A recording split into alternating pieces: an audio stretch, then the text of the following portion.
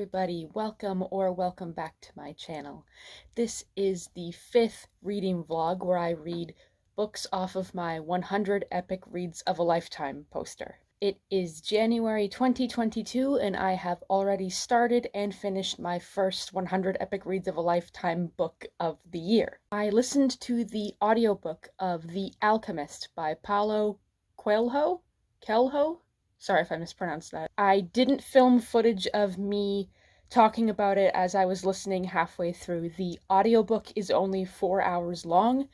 It was narrated by Jeremy Irons, which is the most interesting part of this book. The Alchemist is about a young shepherd named Santiago, and he is told by people that he is going to follow his destiny and find treasure in Egypt by the pyramids.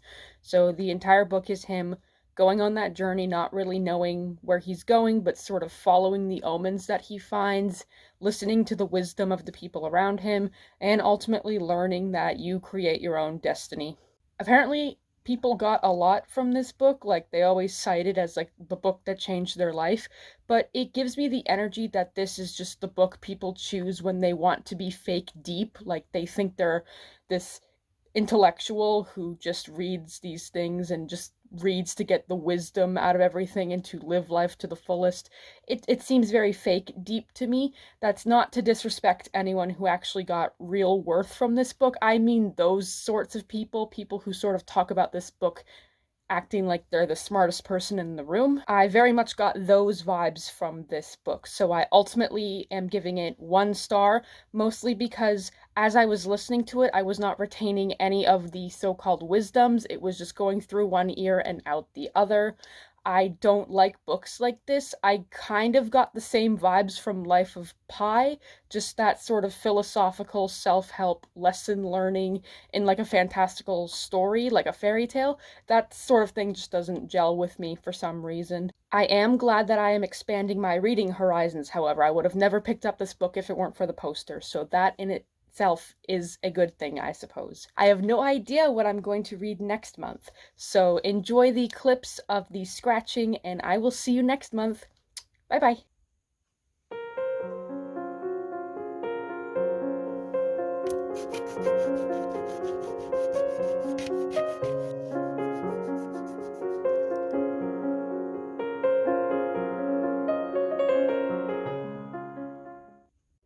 Hello, it is February.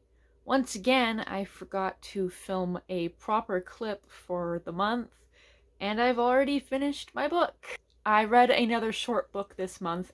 I read The Little Prince by Antoine de Saint-Exupery, or however French people pronounce their names. The Little Prince is about the titular little prince meeting an adult man, and that man learning about the little prince and how he lives on a teeny tiny little planet and how he sees the world and how it's different from human adults. I thought it was a very, very good book. I thought that it was really, really cute and sweet, and I thought that a lot of its messages resonated with me a bit better than the more complicated philosophical books that have been on the poster that I've already read. Even through the English translation, because the book was originally written in French, I was able to garner a lot of good messages and lessons about how children see the world and what they value over what adults value.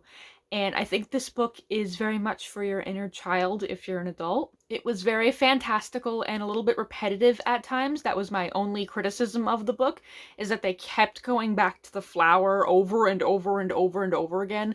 And sure, the flower is nice, it's a lovely metaphor, but I just wasn't engaged in the idea that he had to protect the flower, you know? It was just a little bit repetitive. But it was a cute enough story, and I will be giving the book 5 stars. It's a nice, sweet little read, has a lot of nice messages in it, and the drawings are really, really cute. The author makes a point in the book to talk about how he's not that great of an illustrator, but I think that the drawings are really cute and they match the story very well. And I would like to read the book someday in its original French, because when I studied French in school, my greatest strength was in my reading comprehension over my speaking and listening skills.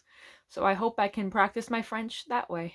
So that was my book for the month. Sorry once again for just the quick description and review. And next month, I believe I will be reading And Then There Were None by Agatha Christie, so see you in March! Enjoy the scratches!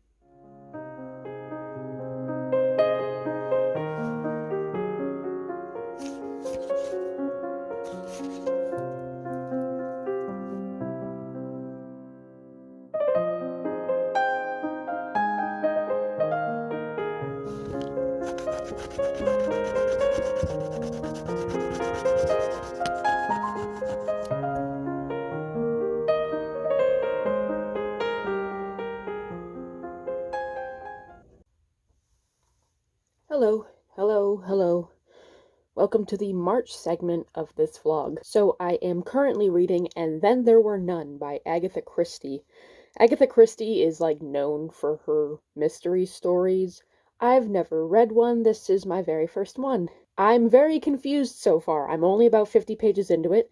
I've had to write down the entire cast of characters, and I'm still pretty confused. This just feels like Saw to me so far, because I know about the, guy announcing all of their murders and them trying to figure out if they actually did kill all those people or not, and none of them are taking responsibility for it. So yeah, this just seems like very proto-Saw so far.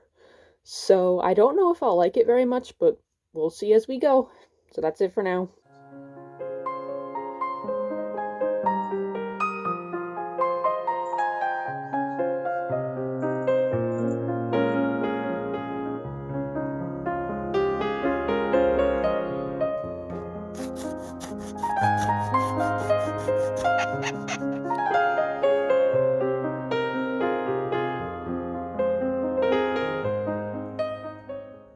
Okay, I have finished And Then There Were None by Agatha Christie, and I ended up giving the book 2 stars.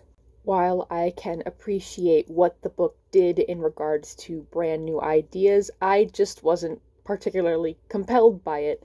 I thought that the tension was a little bit flat, I thought that the characters were just a little too boring, and I thought that the ending of what happened in the story just didn't satisfy me. I don't like when a story ends like that. Trying to be vague here, but what I'm saying is I don't like when the explanation of the plot in a book like this comes from an outside source. I would rather it be from the inside and able to be foreshadowed and explained. The ending just seemed like a cheap cop-out to me. And I also really can't forgive the origins of the book, what it is originally titled, what the poem was. It's just a very out-of-date idea and a gross idea, and that just sort of follows it along the whole time, even when they change the name of things. I know what they originally were, and I don't like it. That was my first Agatha Christie mystery, and I don't think I will continue to read her work unless there is a particular book that interests me. I don't think I need to read more of her stories, so I don't know what I'm going to be reading next month, but that will be the final month in this video. So stay tuned for what I pick. Hello, happy April and happy last month in this vlog. So the book I chose to close off this reading vlog is Fahrenheit 451 by Ray Bradbury. I am already halfway through the book, and so far I'm actually surprised by how much I enjoy the actual writing of the novel, the prose. I'm sure a lot of people in high school didn't appreciate the very flowery language, but I do, because after reading 1984, I was so bored by the writing and I just could not get into it.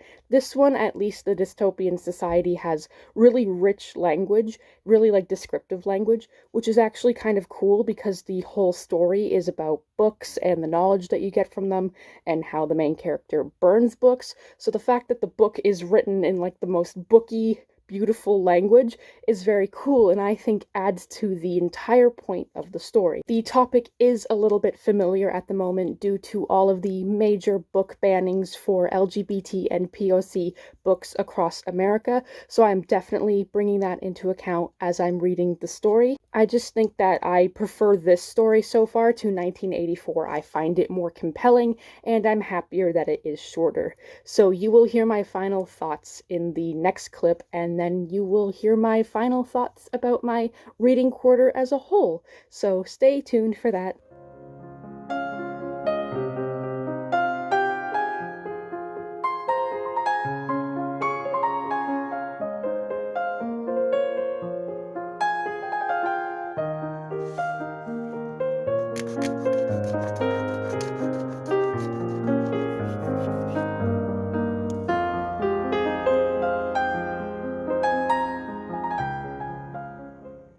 Okay, I finished Fahrenheit 451 by Ray Bradbury, and I am ending up giving the book 3 stars. The book is much shorter than I thought, so I actually finished it quicker than I anticipated, and I really enjoyed it. I liked that it was just a smaller story about the consequences of burning books and destroying knowledge and how our modern society ignores older things. Just a bunch of little lessons that aren't too preachy and aren't too fear-mongering. It was a very natural story, and I liked that a lot. Like, it didn't have too much, like, sci-fi futuristic technology except for the huge, like, television room, which I thought was really interesting and cool. And I really liked the idea that advertisements had to be stretched out over, like, miles because people drove so quickly that they had to make it really, really long so then people could actually read the full advertisement. That's really, really funny to me and a really unique concept. So yeah, I enjoyed this book way more than other books of its type, like 1984.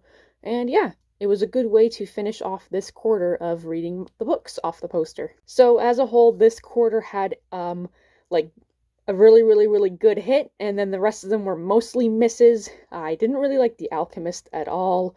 I didn't like And Then There Were None by Agatha Christie, but I really liked The Little Prince, and I pretty much enjoyed Fahrenheit 451, so it was a nice average reading quarter, I'd say. I have now read 48 books on my poster, so I am almost halfway done.